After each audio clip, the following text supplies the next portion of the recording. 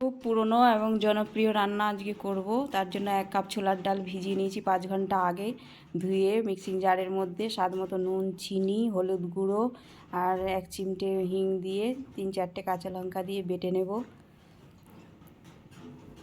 এবং বাটাটা একটু মিহি করে বাটবো না, একটু দানা দানা টাইপের রাখবো। হাঁড়িতে জল গরম বসিয়ে দিয়েছি, জলটা গরম হতে হবে। তারপরে বাটাটা একটি সাদা কাপড়ের মধ্যে নিয়ে নেব। নিয়ে কাপড় থেকে একটুখানি দড়ি আকারে কেটে নিয়ে একটু শক্ত করে বেঁধে নিলাম, সুতো দিয়ে বাঁধলেও হবে।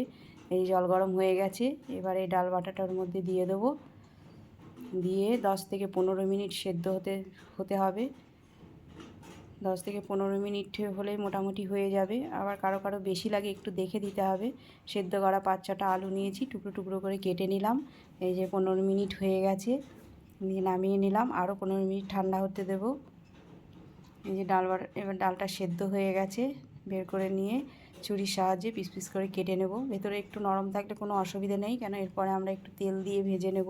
হালকা ভাজলে ঝোলের মধ্যে গুলে যাবে না ধোকাগুলো। তেল দিয়ে নিলাম কড়াইয়ের মধ্যে, একটা একটা করে দিয়ে ভেজে তুলে নেব।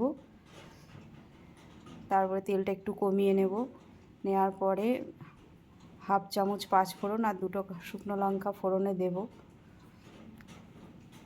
তারপরে আলুগুলো এর মধ্যে দিয়ে দেবো। একটা টমেটো আর 1/2 ইঞ্চি আদা বেটে নেব।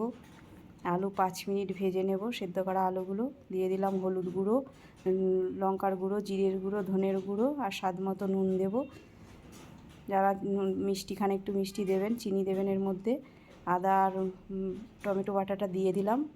দিয়ে কষানোর পরে তেল ছেড়ে আসার পরে জল দিয়ে দিলাম 1 গ্লাস মতো।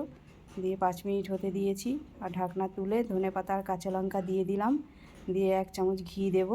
হয়ে গেল ধোকার ডালনা। ধন্যবাদ।